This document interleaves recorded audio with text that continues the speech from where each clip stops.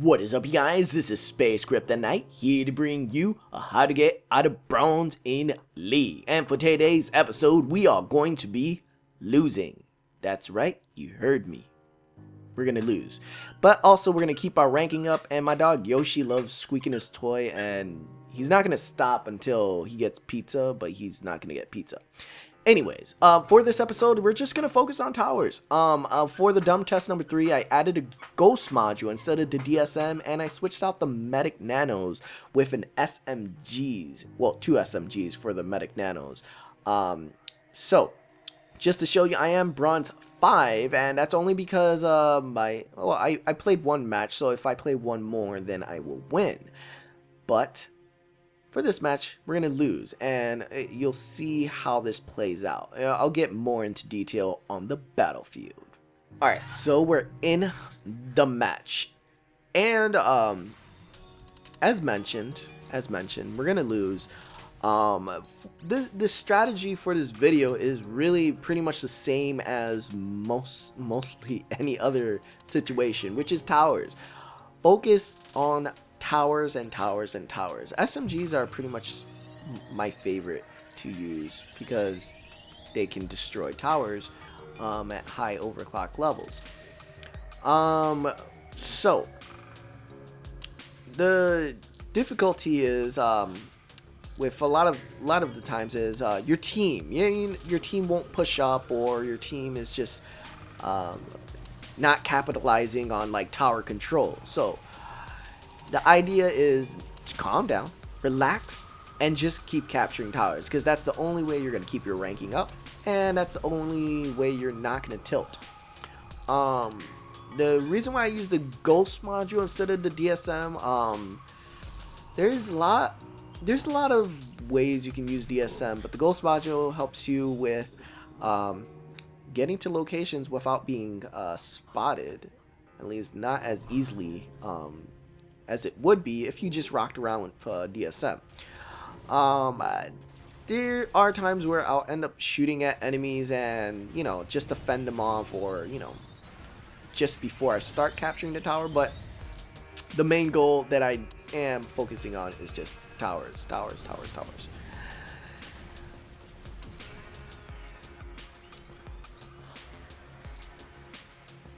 And then throughout this match, I am going to skip forward, probably when we get a little bit later, I'm going to skip forward, but throughout this match, you're going to see that the team is hosted, our team is hosted on this controlling of this mountain to the left side, and the enemies are a little more spread out. There are times where like the bottom tower, like I could be defending that, but at the same time, my mindset is like, you know what? I'm not gonna go for it. You know why? Because I'm gonna be different. I'm gonna be different this episode. Instead of trying to defend and do everything I can, and instead of just defending and doing all that fun stuff that I would do if I wanted to try, I'm just focusing on capturing towers for the score. And as you can see, every time I keep capturing, I'm leveling and getting stronger, and then later on I end up just like one-shotting crystals and just doing a whole bunch of stuff. There are times where I just focus on the tower, even if I'm getting like railed and slammed, and my HP like drops to 51%. Oh, 16%. Never mind, it just dropped even lower. And I just try to wiggle. If you have a bot that can wiggle, just wiggle, and then you'll just ghost away, and no one will ever know where you went. There are base rushers in this match too, and that kind of tossed everything off. If there wasn't any rushers, this match would have been a fair, easy game. But they actually, they did well. They did well to win this match. There you go. Score is at 2,000. Only 1 kill. But like I said, keep focusing on the towers, and you will end up keeping your rank, and you don't have to worry about it. You don't have to worry about your team. This sounds like a selfish way, right? Just don't forget your team. Just go for the towers. No, it's not selfish if it's objective. Okay, if it's objective, obviously, if your whole team's down, capture a tower. If you are like leaving your team and your team's like raging about how OP like drones are, which I wish there was drones in this match, but there wasn't. Then you can just keep capturing towers, just so that they can stay happier, you know, that they are respawned. Throughout this match, I pretty much do a lot of repetition, which is go left, go right, and just capturing the towers that are at least closest, or if there's no enemies nearby. Obviously, if there's enemies nearby, then I'm just gonna avoid it and just be like, forget it, you know. This is not worth the time. If you see a scenario of there's a person defending a tower and he has his eyes on a tower, don't go for it. I would avoid it, or at least wait till he's distracted fighting someone else, and then use your ghost module and go in and get the tower. Saves you time and you don't end up dying so much. I played a key role in this match of not dying, and that was only because I wanted to, let's see, get the most damage, get the most towers, and yeah, just not worry about stuff like that. And throughout this match, you'll see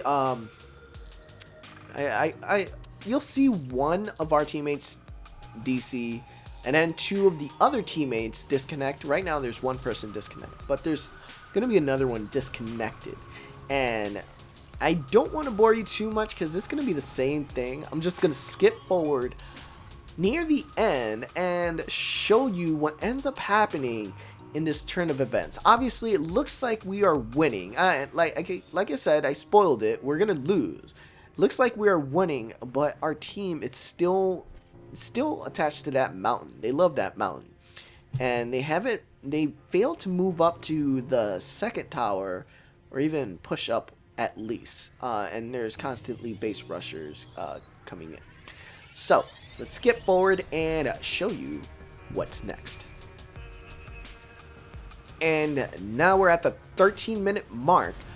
This is where things get a little crazy. Now the tides have changed. We have 3 towers.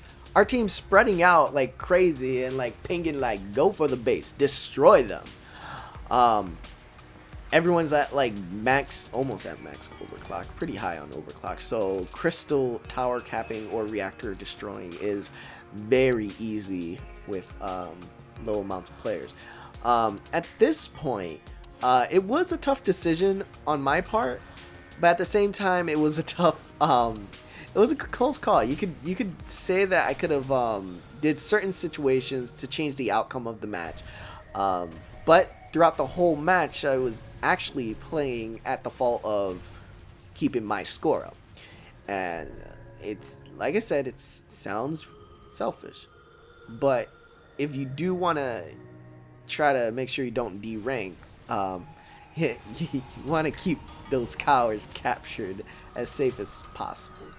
And so the tides have changed. They captured all 3, and you notice how our teammates were just by the base, their reactor. Didn't end up turning out so well. What I end up doing is I end up trying to capture this tower. I have no incentive. I guess if there was enemies dead or allies dead, it would have been more useful, but I had no incentive, and that kind of threw some time off. And now it's a reactor rush.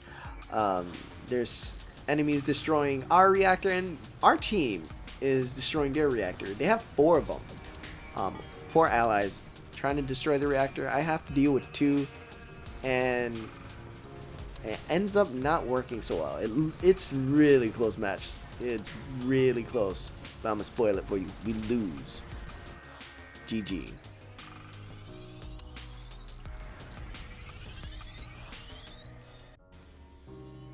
Don't think of just one lose as a big deal, as long as you keep your rank. Even if you go against drones or OP bots or whatever the meta is, or shurikens and stuff like that.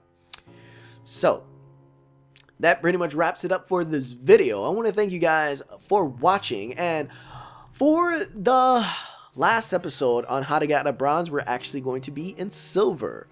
And for that match, it's we'll be learning about luck and how matchmaking can favor your side. I guess that sounds like a good name for it, right? Matchmaking can sometimes be good to you and sometimes be bad.